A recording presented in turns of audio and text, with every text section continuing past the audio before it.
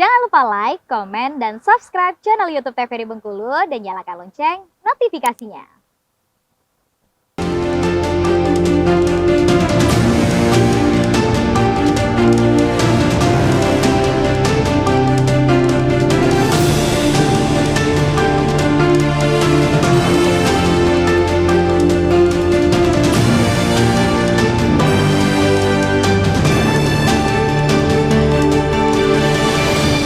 Assalamualaikum warahmatullahi wabarakatuh, pemirsa TVRI Bengkulu.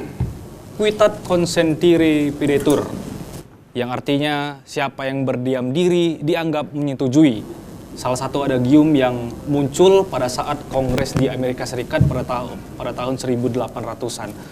Jika kita kaitkan dengan tahapan pemilihan umum yang akan dilaksanakan serentak pada tahun 2024 nanti di Indonesia, artinya satu suara sangatlah berharga untuk menentukan nasib Indonesia di masa yang akan datang.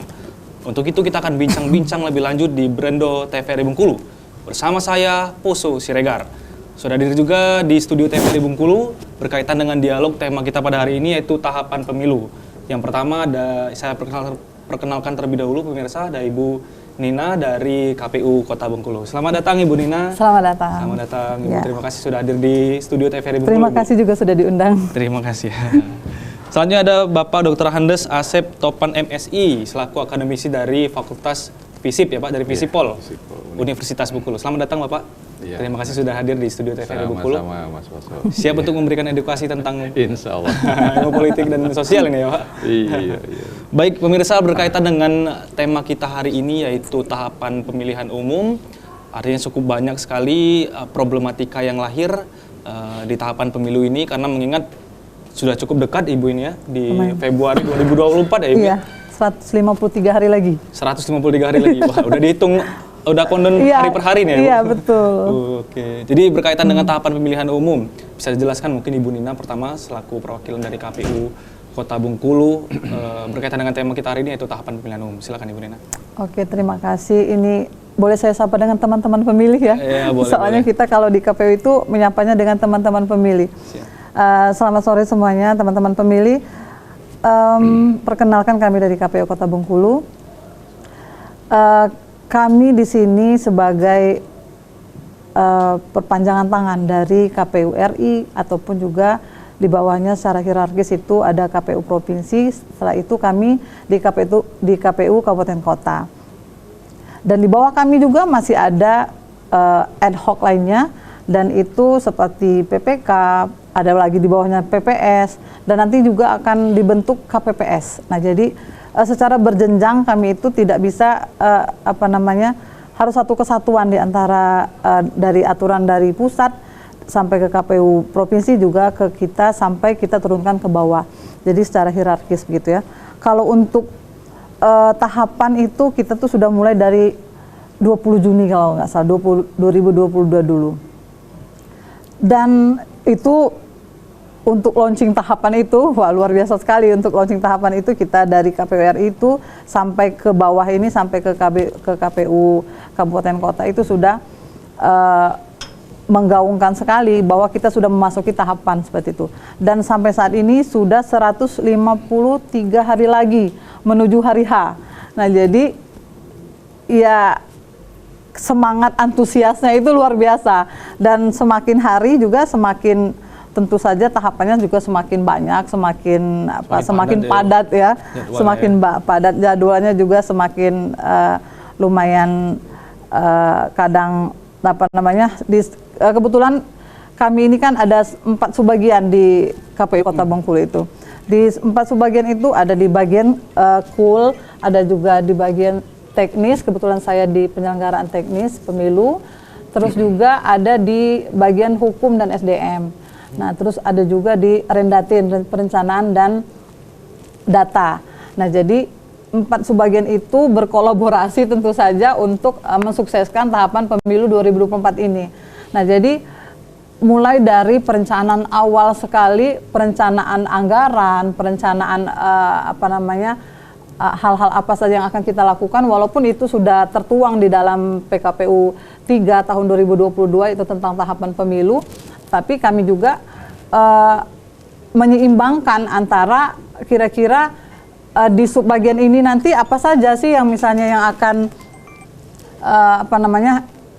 kita sama-sama lakukan seperti itu untuk mensukseskan pemilu tadi tentunya. Nah, selain itu juga kalau mau kita bahas satu persatu tahapan ini tentu sangat panjang sekali, Mas Oso ya. Kita masih ada 4 segmen ke depan, Bu. Aman gitu ya. Kita Soalnya bahas satu persatu. kalau dari dibahas sampai nanti pemungutan suara, sampai nanti penetapan seperti itu kan itu sangat panjang sekali. Nah, mungkin kita akan ada di segmen yang lain nanti untuk membicarakan tentang tahapan ini. Yang jelas kami di KPU Kota Bengkulu itu sudah sesuai peraturan perundangan di Undang-Undang 7 tentunya tentang pemilu ya Mas. Itu kita ini berkewajiban tentunya, berkewajiban untuk mensosialisasikan apa yang harus kita sosialisasikan ke masyarakat. Tentu saja itu tentang tahapan-tahapan kita yang sedang berjalan. Terus juga apa yang akan KPU lakukan seperti itu semua harus kita umumkan ke masyarakat. Makanya kita sangat giat sekali di medsos itu Pak, silahkan di follow kalau belum bisa gitu ya. Di medsos kita di KPU Kota Bengkulu itu sangat gencar sekali untuk mensosialisasikan ke masyarakat. Karena kami tidak ingin teman-teman pemilih tidak mengetahui apa yang telah dilakukan atau apa yang sekarang dilakukan sama KPU seperti itu. Nanti timbul pertanyaan, pekerjaannya apa sih orang KPU gitu kan. Jadi kita tuh kayak keliling-keliling gitu sosialisasi kemana misalnya kan.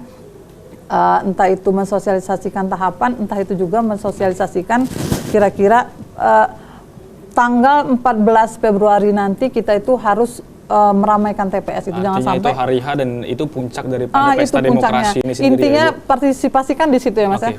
Ketika teman-teman pemilih itu antusias datang ke TPS, itulah kesuksesan kami gitu kan. Iya, betul, artinya kita tunggu di 14 Februari Artinya, hari Rabu itu. Sebelum tanggal 14 Februari ini kan banyak sekali tahapan yang Banyak harus dilalui. Nanti mungkin kita akan tahapan. bahas di segmen selanjutnya. Tapi sebelum betul. itu saya ingin ke Bapak Asep terlebih dahulu nih Pak. Yeah. Perihal tema yang kita angkat pada Brendo TVRI Bengkulu hari ini yaitu tahapan pemilihan umum. Dan juga mungkin Bapak juga sudah melihat dan memperhatikan tahapan yang sudah dilaksanakan oleh penyelenggara pemilu itu sendiri. Itu dalam hal ini KPU Kota. Seperti apa Bapak menanggapinya Pak? Iya, baik Mas Poso. Ya saya sebenarnya ya terhenyak ya gitu ya. Kalau kita pikir-pikir ini adalah suatu hajatan yang sangat besar gitu ya. Dan barangkali satu-satunya nih di dunia gitu ya Serentak yang memiliki serentak 1 hari full gitu ya. Penyelenggaraan itu dulu harus dilihat. Dalam rentang katakanlah tadi rentang kendali yang luar biasa. Secara geografis itu sangat luas. Bayangkan dari Aceh sampai Papua itu melewati 3 waktu yang berbeda kan itu ya. 3 waktu berbeda tapi pelaksanaan pemilihan. Artinya apa lagi? Kemudian kita pahami secara geografis gimana sih? Kan itu kan. Kita bukan dataran kan gitu. Yang luar biasa segala macam. Masyarakat pelosok seperti apa dan sebagainya. Artinya kita tolong pahami itu dulu loh. Fakta sosiologis kita luar biasa di sini. Tambah tentang penduduknya. Kita itu dihuni oleh 700 suku bangsa lebih yang berbeda satu dengan yang lain. Bisa terbayang nggak? Kan kira-kira itu ya. Nah, itu dulu. Nah, kenapa sampai dilakukan seperti ini? Karena kita mengangkat suatu komitmen dasar bernegara itu, pengakuan penghargaan terhadap kedaulatan rakyat. Ini menjadi penting. Daulat rakyat di situ yang dihargai, kan ini ya. Nah sehingga apa? Siapapun rakyat Indonesia harus dilayani untuk ikut serta di sana. Kan itu ya? Harus terlibat penuh. Saya seringkali kok jadi sedih. Ada sebagian orang kok menyepelekan. Ya, menganggap, udahlah saya golput. Itu luar biasa loh. Ini penghargaan negara terhadap keberadaan atau eksistensi dirinya, daulat dirinya dilayani di situ. Tapi kok orang menyepelekan?